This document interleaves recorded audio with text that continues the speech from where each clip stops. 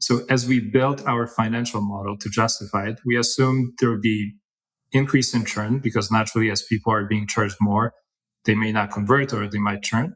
And there was almost no impact on churn. Yo, mic check. What's up, everybody? You're listening to the Street Pricing Podcast, the only show where proven SaaS leaders share their mindset and mistakes in pricing so we can all stop guessing and start growing. Enjoy, subscribe, and tell a friend.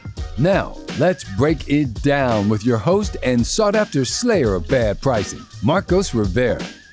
What's up and welcome to the Street Pricing Podcast. I'm Marcos Rivera, author, founder, and pricing coach. And today I have one of the hardest working guys in SaaS joining me to have a big discussion. It's going to be a lot of fun here. He is the co-founder of Pricing SaaS. John Kotowski, welcome to the show. Thank you so much for having me, Marcos. No, I'm excited to have you today, man. You have so much data at your fingertips. I can't wait to get into it. But first, just give everybody a quick, in short, a little bit about you and what you do. Yeah, sure. So John Kotowski, I'm the co-founder of Pricing SaaS, which is a data and content company. We basically track and monitor thousands of pricing pages, and we turn it into content, and we share it for everyone to really consume and learn more about pricing. In terms of my background, I have product management background. I did product management for well over 20 years. Half of it as an IC, as an individual contributor, and half of it as an executive, as a head of product. And that's where I really fell in love with pricing. I realized the potential of pricing and monetization while I was leading product teams. And when I realized how powerful it is when you combine product initiatives and pricing and how much impact you can have on company growth, amazing things have happened. So after I've decided to go off on my own, and I really wanted to focus on pricing. I feel like there's a big gap in the market. So here I am today. Man, and I'll say this. This is probably why we connect so well, right? Because I discovered the power of pricing while I was a PM or product manager too, building value, trying to figure out how to get folks to sell it, to buy it. And it was such a powerful lever. I fell in love with it as I was moving in my career. And this is where I am now, right? Very, very deep into it. Frank, you know what? I do remember, I think it was Dan Martell who introduced us a few years back. Is that true? That is correct. That's Dan Martell right. popped by one of our offices in Toronto one time, and he sort of like flew in with a bunch of founders. We talked shop for a while, so that's how I got to know Dan, and that's how I got to know you, Marcos. All right, shout out to Dan doing all the great things he's doing here. All right, guys. So here's what we're going to do. I wanted to break down a little bit of the show and what we're going to talk about, because I'm going to adjust it a little bit for you, John, just because of all that data you have at your fingertips. I want to get into it. So this show is really based on the book Street Pricing. And so I structure it in a rewind, play, fast forward. Where rewind, we talk about a story in the past, play, what's working now, fast forward, let's talk about the future trends. So in the rewind portion, let's talk a little bit about, you've seen pricing and you've done it as a product person. So let's get into a pricing story. Success or struggle, we just want to know what you learned from it, because all of us out there are still in learning mode in SaaS and trying to figure this stuff out. It's a little scary. We need to unpack it. And I love your line, pricing is hard. We just want to make it easier, right? And so that's a big thing there. And then when we move on to play, this is where I want to take a little bit of a shift and talk about the things you're seeing in all these pricing models or pricing page changes that you're tracking that's out there. I know some trends are coming out and bubbling to the top. Let's talk about what's changing on these pages. And then in the fast forward portion, I want to get a little bit into some of your recent stuff on pricing AI and the trends there. That's going to be one of the biggest, I think, intriguing topics in pricing, especially in the software game, as AI begins to flex its muscles and stretch. So let's get into that piece. Are you ready to get street with me? Let's get started. Awesome. Let's get started. Let's unpack a quick story, John. Go ahead. Yeah, so maybe I'll start off with the rewind. So I'll talk about my experience at Format. Format is basically a website builder for creative people. So they compete with Squarespace, typical website builder, but with templates specifically for photographers, artists, etc. I was there for 3 years as head of product. That was my last full-time gig. 50,000 customers, so lots of customers, no salespeople. Everything was product-led growth, self-serve, average transaction $12 to $15 per month. And when I joined, it was interesting because I joined as a product leader, but at the same time, because we didn't have a sales team, the CEO at the time said, "Hey, John, your bonus, your comp is tied to revenue targets. So you actually have a sales quota." It was okay. This is interesting, but it was really interesting in the sense that it forced me to think about monetization from the get-go. So as I was planning my quarterly roadmap initiatives, I knew at the beginning of every single quarter which initiative is going to drive revenue, additional revenue. And to be honest, Marcos, a lot of it came down to how we did pricing and packaging. Some of it involved increasing prices. Some of it involved introducing new plans, bundling certain features. But we had it down to a science where we could forecast revenue with probably 90% accuracy within a quarter or two. So it was really good. The biggest challenge was just coordinating the changes among so many customers. When you have 50,000 customers, a lot of them are on old plans, so grandfathering is a big issue. Logistics, coordinating with all the customer success representatives. And we had multiple projects. My team used to hate it because we had so much complexity in the projects, but at the end of the day, we pulled it off. So again, the biggest challenge wasn't necessarily the changes themselves, just managing the complexity of the project when so many customers are involved. Yeah, and then the 50,000 you said right in that base, that's quite a bit. But that means that population also has probably some differences in them if you were to break them up into cohorts, not just in what they're paying, but what they're using. And I think that's a big key in trying to step back and think. And so when your CEO said, "Hey, you got a sales quota now," which I think it's a brilliant approach actually to get incentives aligned. I think about it is. Right? I think it is. Yes. I was like, well, maybe we should think about that more often. But one thing when that happened, you were probably like, oh, okay, something changed now that you have a sales quota or a component of your success is based on that, and you knew pricing is a big lever. What was the first thing you did when that change came into place? What was the first pricing change you did that, if you could remember? Yeah. So, I mean, a lot of it was just getting my hands on the data and really understanding how revenue changes. So, because it was such a large number of customers, we used homegrown tools. We ended up adopting ChartMogul, which is an analytics tool for SaaS companies. It helps you analyze MRR metrics such as churn, expansion, contraction. So we got really, really good at. I got really good at ChartMogul, the tool, understanding the movements, the churn, the expansion opportunities, and then furthermore, to your point, Marcos, breaking it down into different segments as well as cohorts. Because when you have so many customers, you can actually start dividing it up and treating those segments differently. And this is again, this is where a lot of the complexity came in, because we identified certain segments that we wanted to experiment with, or potentially, create certain buyer journeys, which again, introduce complexity.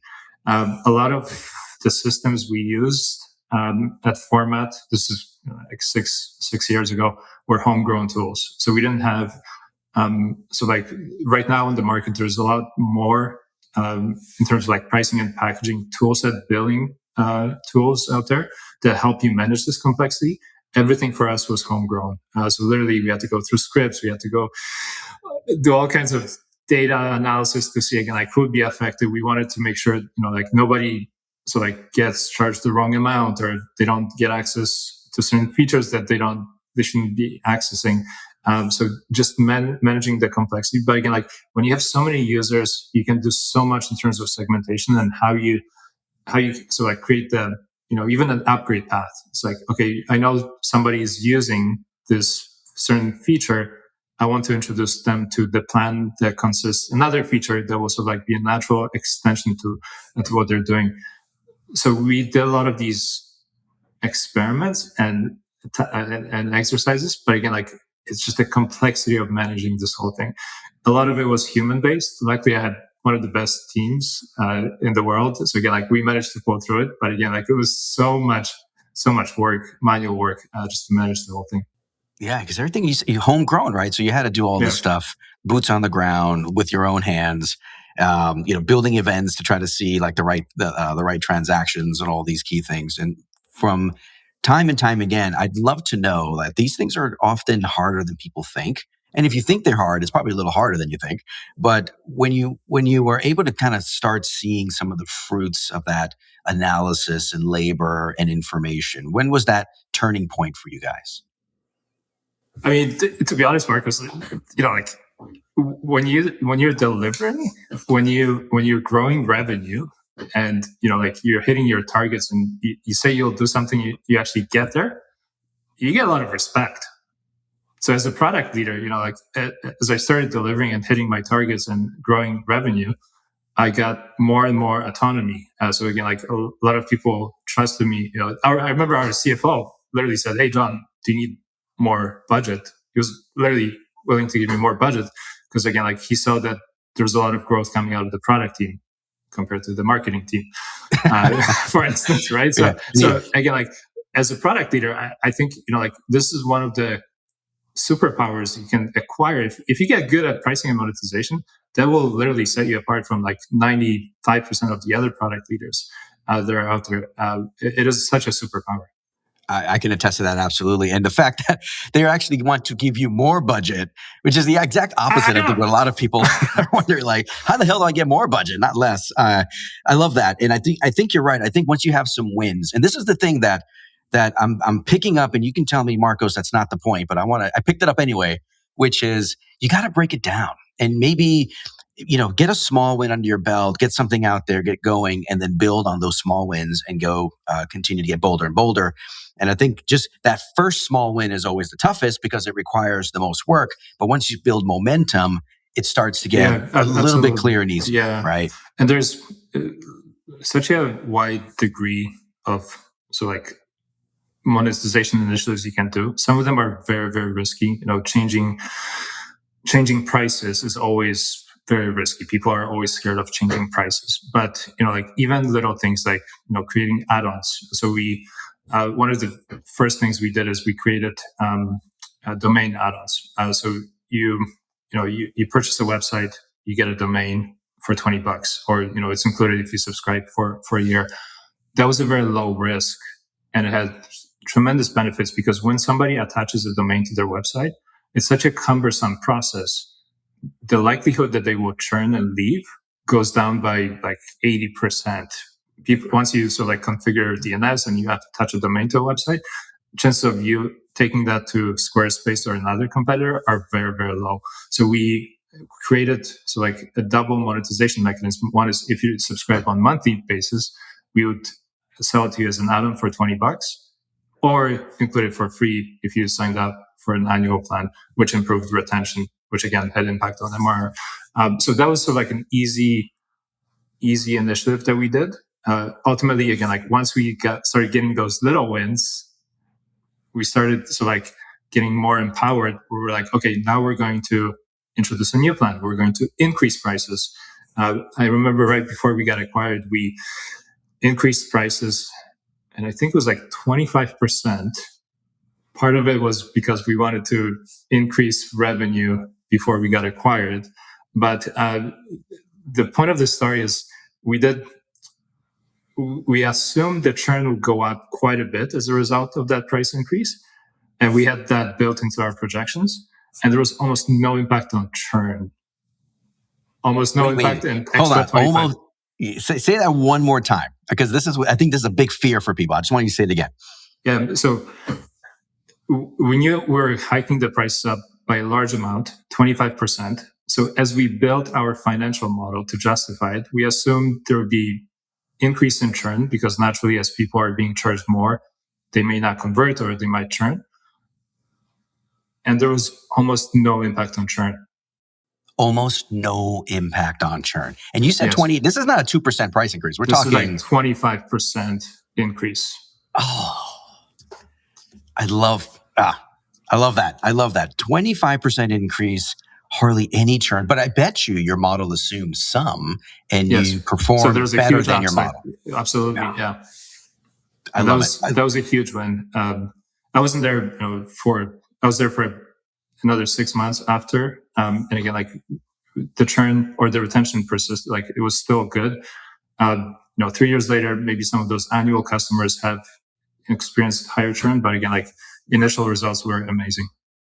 Oh my! And I imagine like this space at that price range, the $12 to $15 kind of month payment. I mean, the price sensitivity is a little different than if you're spending 150 grand on something, right? So that was the changes and the thoughts. So you just gave me an idea for a new framework, just right now in real time. You break it down, you make a bet, and then you go bold, right? So you do it in these 3 steps, right? Get the data, break it down, look for the opportunities. Let's take a small bet, and let's just keep making bets after that. And then you start getting bolder after that one. That's and exactly what we did at Format, and it worked. It worked all right. so well. I just took everything you said. I just put it in 3 Bs. That's all I did. Nice. That's how I think.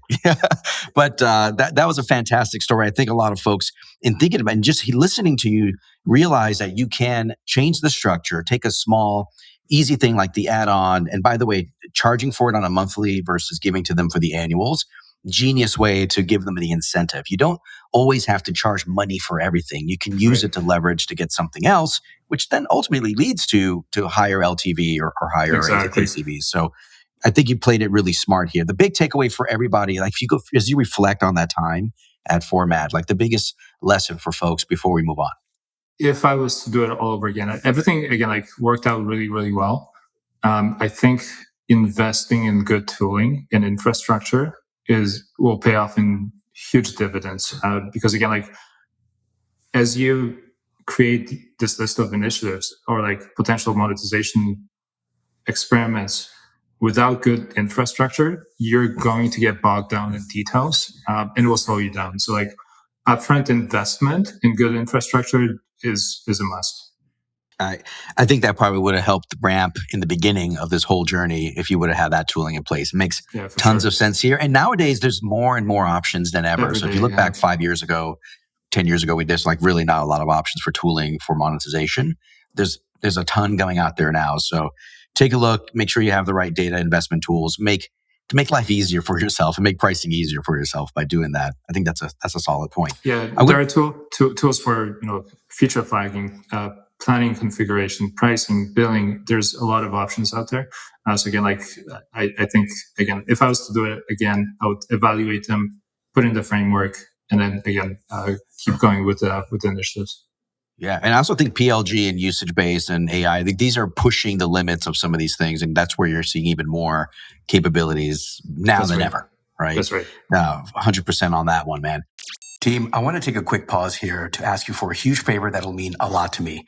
Please review and share the show. Share it with your team, your friends, your peers. Not only will it help them stop the guesswork in pricing, but it'll also help you and increase the chances that you'll take action and change for yourself.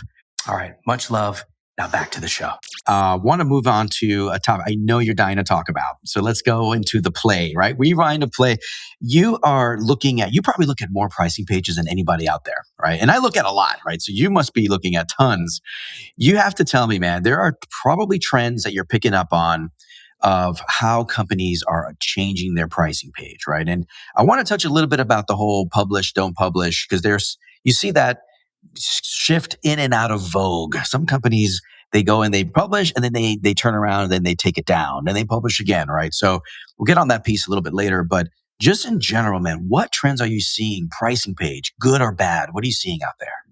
Yeah, so I can speak to some of the freshest data that's out there, which is again like data that I've been working on this week.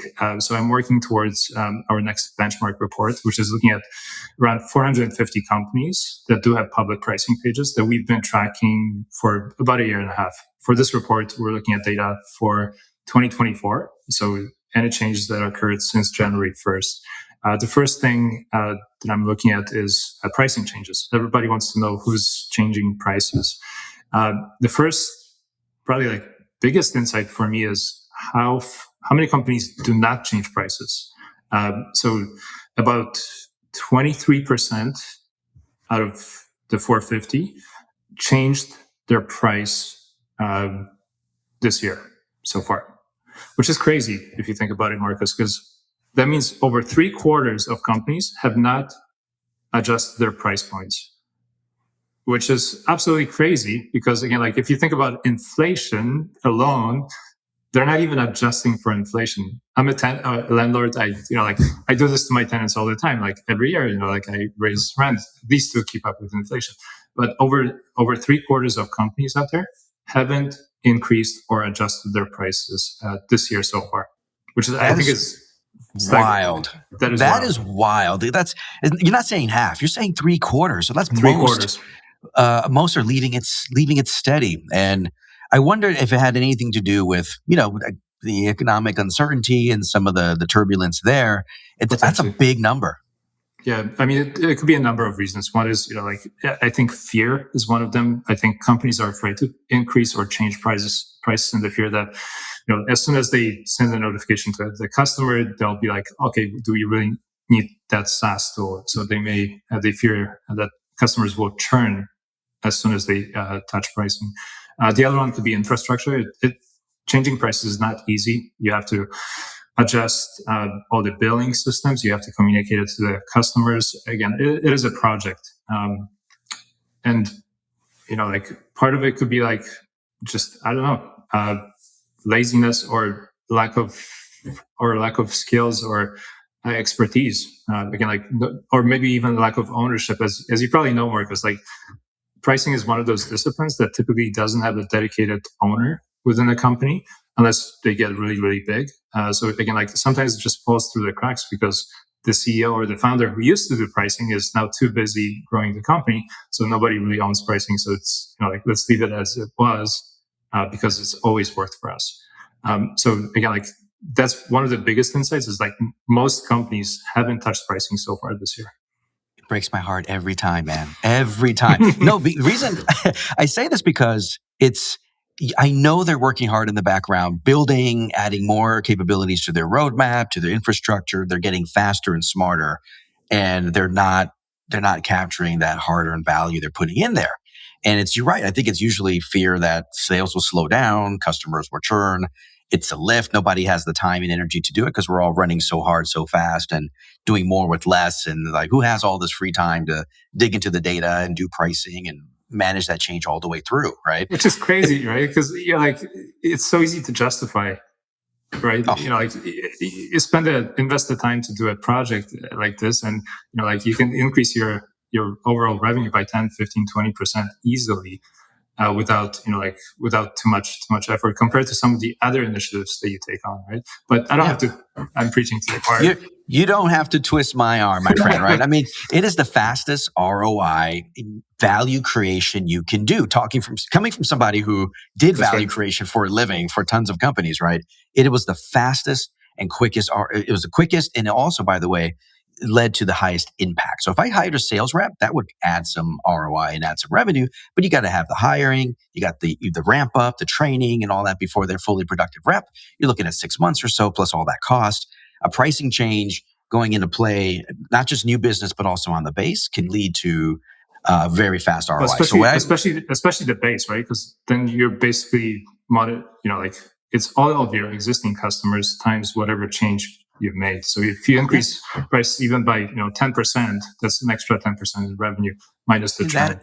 You're saying it right, exactly right. The CAC or the acquisition cost of that revenue is so much cheaper, flows to the bottom line. There's lots of good reasons to do it. Obviously, it's something that you want to put thought and handle carefully, right? Which is where we strike the counterbalance on that. But the point here is that it's a way to capture more value and boost the top line. I think where companies get a little nervous is, again, the implementation, the execution, all those key things. But it's always worthwhile. So when someone asks me, Marcus, should we hire a pricing lead? And they're like, an $80 million company with 7 products. I'm like, yeah, you absolutely should. No problem. And even sooner than that, right? I mean, it's one of those things where there's always ROI in that. So we see eye to eye on that one. Any other big change you're noticing? And so the big change is nobody's changing, but what's the other one you see? So even within that like 23% of people or companies that are changing prices. What's interesting is, like, I think only about half of them did price increases.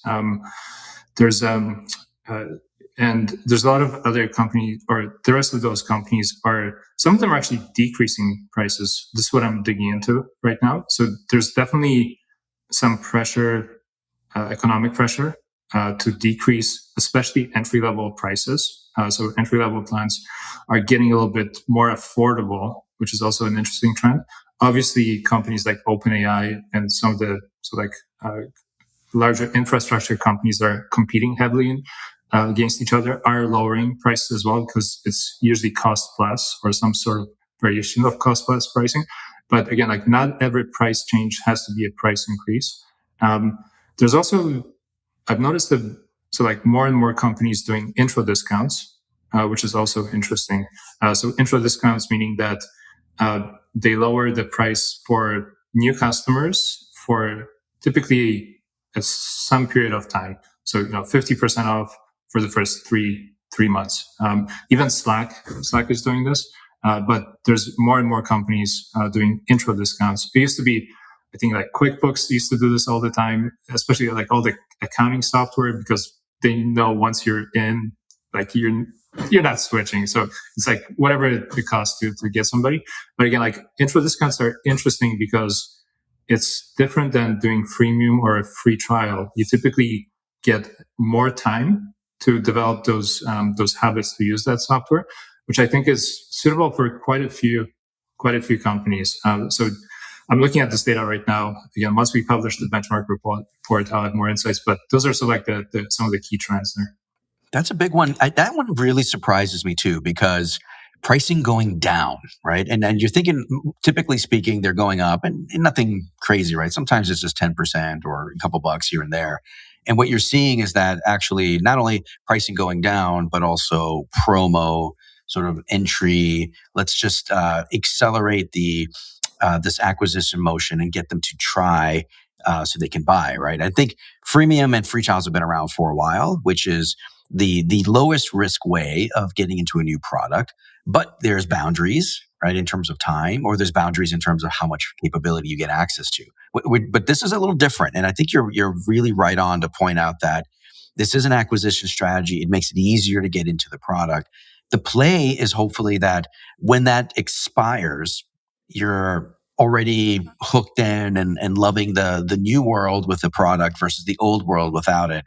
And then you're able to keep going. So one dangerous thing about a 3-month half off, or 6 months at a special introductory rate is something that there's a bit of a churn cliff that happens here, right? So I worked with a company, and they lived and died on this intro rate. And one of the things is, if you get hooked on it, because you're like, ooh, there's a bump in conversion, and look at all these new deals coming in, it can sometimes lead to also artificial or lower anchoring. And then after the 90 days or 30 days, whatever it is over, you may notice a blip in your drop-offs or in your churn, and folks leaving, because when you do the intro rate, you're also opening the door for what I call price buyers, not value buyers. Yeah, right? That's a very very good point, Marcos. Right. So actually, I have a story. I want to hear it.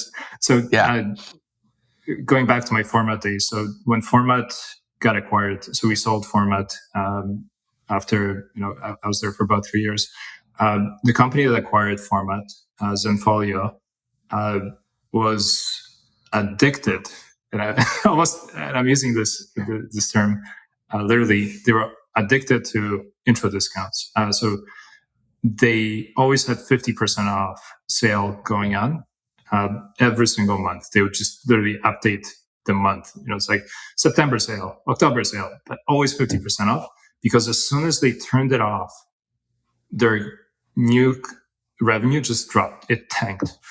But then they had a churn issue, because again, like on renewal, when those customers had to pay full price, they don't want to pay full price. So to your point, again, like a lot of those customers were shopping around, and they only bought in because it was 50% off and it was a deal, not because they were really interested in in the solution or the value of the solution. And so to me, that's a very, very tricky, a very slippery slope. It's a double-edged sword. You can increase your adoption or new customer acquisition, but again, like if you're losing most of those customers when the full rate kicks in, then I don't know if it's working.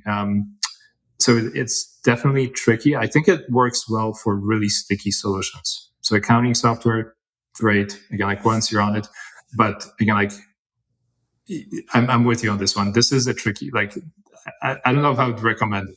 It's super slippery. I would say, I think you're absolutely right. The stickier, the better. And I'll offer one more thing before we move on, which is you may have to double down on your onboarding and your CS, your customer success. And what I mean by that, you got to get them to value and you got to get them to do the right things in your software solution to create that stickiness. They got to hit some milestones, send that invoice, integrate that system, whatever it is, get to that point in order to take advantage. So if you are thinking about a promo or intro, I'd say double down on that onboarding motion, on that customer success. Yeah, it's almost like you're treating it as an extended trial. So during that discount period, those discounted customers have longer period of time to try. So again, like you want to do everything to get them to adopt and create that stickiness with the product, because again, like that reduces the risk of churn. 100%. So all you guys thinking about a tactic that we're seeing in out there as part of the data and the research, I would say tread carefully. I think John would say the same. Last section here, I want to move forward to where we talk fast forward in the future. It's almost like the future happening now, which is AI and AI pricing, right? And I'm thinking about some of the things where they were starting to see companies beginning to gain some courage and try to monetize the AI. There's still a big chunk of them that are not monetizing. I want to hear your thoughts about that. But where do you see these guys going? Are there some trends you're seeing popping up here in the data? Let's talk about AI. Yeah, so AI has been top of mind. We spend a lot of time looking at AI and how companies are pricing AI. We've run some surveys as well for people who are signing up to our newsletter. We surveyed them. And based on just the survey results, it sounds like roughly about half of them are monetizing AI. So a little bit more than the pricing changes, but more than half, or like about half, are still thinking about it. So they've actually invested money into building AI capabilities over the last 12 months, but they're not making any more that they used to prior to that. Which again, to me is crazy. And I think it's even worse with AI because, as you know, Marcos, AI usually has costs associated with them. It's not like it's not cheap. It's not cheap.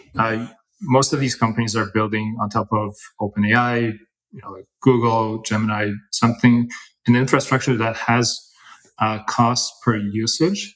So the more their customers are using the AI features, the more it costs them. So it actually hits their margins, and yet they're not increasing prices or necessarily monetizing AI explicitly. So I think right now it's been roughly a year since OpenAI has really disrupted the industry with ChatGPT. And there's been this gold rush of companies jumping on the bandwagon, adding all these AI features. I think right now we're at the point where a lot of them are now like, okay, now it's time to actually start thinking about monetization. So we've looked at, so like every company that we have in our data set that has monetized AI, just to see how they're doing this. And there's really like three ways that companies are doing it. One is either as an add-on. So they create an add-on, and this could be per seat add-on or usage-based add-on. So Notion, for instance, charges per seat, and you can buy Notion AI by paying an extra $8 or $10 per seat to turn on the AI features. Algolia, search company, allows you to buy an add-on, but they charge per number of searches, or so again, it's usage-based. So add-ons is one type of AI pricing monetization that is quite prevalent. The other one is just incorporating it into your existing tiers. So if you have a good, better, best type of model where you have different plan tiers, including a free one, what we've noticed, a lot of companies will stick AI features into one of the existing plans, and it ranges all the way from let's give it to everybody, including the freemium plan, to just so like the premium middle tiers, to just enterprise. Depending on where they slot it, there's different monetization opportunities. To me, all of this basically, what this tells me is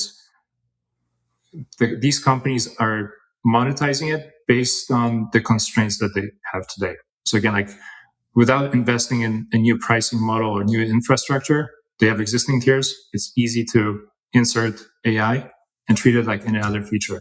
With the add-ons, it's a little bit easy as well because they already charge per seat or, with Algolia per usage. So it's sort of like an extension of what they do. But I think the real opportunity is with, like either by creating new products. Some companies are spinning up new products. The road mapping software is an example. They've created Knowledge, which so like uses AI to parse through documents, which is a great multi-product strategy. In some cases, as you probably know, companies are doing outcome-based pricing. Intercom is the perfect example, but very few do it. So outcome-based pricing basically means, you're charging based on some successful outcome. In case of Intercom, successful support resolution. I read an article last week that Salesforce is talking about changing their model from seat-based to conversation because they think over the next decade, AI will totally disrupt how CRM works. So I think we are going to see a lot more in terms of outcome or different type of model for AI pricing. But I think the state of the industry today is companies are basically leveraging their existing pricing infrastructure and billing software. So like somehow monetize AI. I don't think it's the optimal way of doing it. It's just the easiest way of doing it. I think easy versus optimal is the key here from what you're seeing, right? I think and by the way, there's just a lot of learning going on, right? So we're just sort of trying to figure this stuff out in terms of, who wants to buy it. And so when you talk about integrating it into tiers, some are doing it everywhere, some are doing it in just a premium. Think about Box, right? Where they have Enterprise Plus includes AI. And what you're doing is you're giving it to the most complex and highest willingness to pay customers. Let's face it, right? Right. And so you kind of see where their tolerance is for paying it, and then you can sort of propagate from there as you learn. So this is a bit of a toe in the water. What's the temperature like? Learning phase, and so everything you're seeing out there, I want everybody to be careful. It's not necessarily the right way to price for AI. It's just what companies are doing to experiment, lean in, see where the value is and see where that threshold of value exchange is. And then this will continue to evolve quite rapidly. So if you're thinking about something that's a little different, maybe against the grain, but you think it works for your value, I would say, give it a test. Go for it, right? It's okay. There's no established a rule just yet. I mean, you would agree, right, John? What you see? Yeah, I think you're spot on. I think AI is different than everything else we've done before in so many different ways. Companies are learning. We're sort of like in this learning phase. Like, how do you actually quantify the value that it generates, and how do you convert it into dollar signs, right? So, but I think like the point about experimenting and like testing it is key, right? Like, there's nothing stopping you from running these types of experiments. Again, like they're low risk, and you want to get the feedback from customers. I think one of the biggest challenges that these companies are facing right now is around positioning of AI features. Because AI is such a overloaded buzzword right now that just because you add AI, it doesn't mean anything to anybody, right? Like in reality, it means something different for every single product. But how do you explain this quickly, like on your homepage or your pricing page? So what you'll find these days on pricing pages, there's usually like a whole section, like ClickUp or Reich. They have these sections on AI. It's like, turn on AI. By the way, you get this, and this, right? But it's like just saying AI doesn't really mean anything. So like, how do you even explain what you get? I think a lot of it comes down to like experience. Like, I think sometimes it's even hard to articulate it in words. For me, like, it would be like, my recommendation would be like, experiment by giving people access, see where there's uptake, and then you can sort of like figure out where you put in your monetization gates. It's like, okay, this is bringing value. How do I monetize this? And then so like start experimenting with those. That's right. Small steps first, right? And Yeah. just kind of see and build from there. It does mean something different for everyone. And depending on the vertical and depending on if your AI is more, complementary, then, or maybe it's something that replaces something else. Maybe it's integral to your whole platform. Like depending on all those different various factors, it could take a different path in that experimentation. So I think it's folks keep testing, but I will say this. The add-on approach, just like your story with format, is a nice little safe way to kind of see who buys it, who doesn't, and sort of ease your way into it. You could always add it as a promotional piece. You could always give it for something else like that year commitment. But add-ons tend to be that safe way. I think that's why you see so much of it, and then from there expanding. An add-on is just a great launch pad, if you will, for something new coming in. And one more thing from an AI perspective, you were talking to a founder of an AI company right now, and he was saying, how should I price my AI tool? What would be your answer? I know what my answer would be, but what would be your answer to that founder? Oh man, it's a loaded question, Marcus. Because it's a loaded question. Hey, I think I'm setting you up. I'm setting you up to fail, my man. No, because you're a product person, I'm a product person. The classic answer is it depends, right? And that's so context. I think is everything. The nature of the product, like who your customers are. But I think like companies that are starting from scratch, so like they're AI first. They're not bogged down by historical pricing or historical subscriptions, have really the opportunity to like really disrupt monetization, or like AI with monetization together. Like outcome based is always like the best, or like so like for pricing people, that's always so like the best way to go, but it is hard. Outcome sometimes it's not possible because of attribution. It's like you drove a certain outcome, but again, like how do you prove that it was your tool or your software that drove that outcome? I heard somebody mention AI agents that are priced based on again different outcomes. So like popular trend with AI agents right now is within sales, so acting as BDRs. And I think I heard somebody mention that again, like now they're starting to get priced more outcome based. So, or not necessarily outcome, sometimes it's output. So output versus outcome, meaning that, like instead of closing a deal, it drove a meeting, right? So again, like it closed the meeting. Booked a meeting. So, like I think these companies that are like creating virtual or AI based SDRs or BDRs, are now starting to experiment with like, okay, instead of charging you based on like usage or per month fee, we'll charge you based on the number of meetings booked through this AI agent. But again, it's such a contextual question. It's really hard to like give one universal answer to that question for me. Yeah, I call it something. I use this term called distance to the goal. So everybody buys software to get to a goal at the end of the day, and the closer you are to the goal, the outcome, the more you can align to value, and even the more you can charge, frankly, or the willingness to pay gets clearer. The farther away from the goal, right, from outcome to maybe output to like input to even something else, it gets really hard to draw that line, and it gets harder for you to capture that value, right? So you don't, it's really difficult to jump all the way to the very end. I think you're right. I think outcome is ideal. People want it. It's just, again, really hard, fuzzy to nail down. It can get confusing on who's driving the value.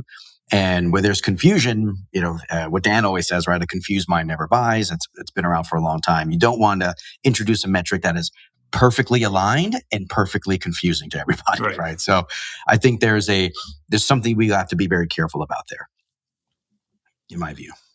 Yeah, that's a good point. Big home, let's take it back. AI pricing, the big do and the big don't. What do you say? I think the big do is what we already discussed. It's like, don't be afraid to start testing and experimenting, both with like adoption and seeing how people use it, the value that they derive, but also like pricing it. Add-on, super simple way of like testing willingness to pay. I think with add-ons, my only caveat is you still want to create a path where they can experience it without committing. whether it's, like a trial or something that, again, like gives them a sense of like, this is what I'm getting, I think is key. In terms of like don'ts, I think companies are at this phase now where they have to be careful with overusing the term AI, because again, like I remember back in the day, big data used to be a big term. Yeah, I don't know if you remember those I do. times, Marcos. But it's like big data this, big data that, and it's the point where it's like just noise, and it doesn't actually help you sell, or it doesn't create improve the communication, or it just creates confusion. It's like, okay, AI is like whatever. So stop slapping AI on everything, and like go back to the basics. Like really, talk about the value that you're creating. Whether it's more efficient way of booking meetings or etc. But again, like talk about the value instead of just saying we're AI driven, we're AI this, because again, like that is getting this is getting old already. I like it, man. So it's all about, testing the right thing and talking about the right things. I think you got it right on those key things there. Now, for my last question for you, man, I'm going to throw you a curveball. You've given us so much value and so much knowledge so far, but I got to know you as a human being. Sometimes I wonder if you are human because you just work so damn hard and so much. You're probably AI talking to me right now, right? No, I'm kidding, John. But I would love to ask you this question, man. I love everyone's response to this, which is, what was your favorite jam growing up? Your favorite song, the thing you could just listen to over and over again, gets you smiling, gets you going. What is it? Yeah, so I've got to say Nirvana. Oh, Kurt Cobain. Growing up in the 90s, like that was sort of like my go-to band. Excellent. Like Teen Spirit, or that Smells Like Teen Spirit, that big jam, right? I love it. I love it, man. No, excellent. And I can see it now. I can see you getting motivated and working, all day, all night, probably on things, man. John, I want to thank you for coming on today. And would you be willing to come back and share an update in the future? Of course. We collect data, so we have fresh data all the time. So all kinds of insights that I'm always happy to talk about. Highly, highly recommend. I read the insights all the time. For those out there who want to see what's going on in pricing pages, go visit Pricing SaaS. You got to grab their stuff. It's really good. It's real. You said 450, right? In the sample size. So it's a meaningful group. Yeah, we all of these resources are free. We make money through sponsorship, so we give away all the resources for free. There's a ton of resources. We also publish a weekly newsletter. So PricingSaaS.com. Sign up. And it's free. It's free, everybody, right? Free.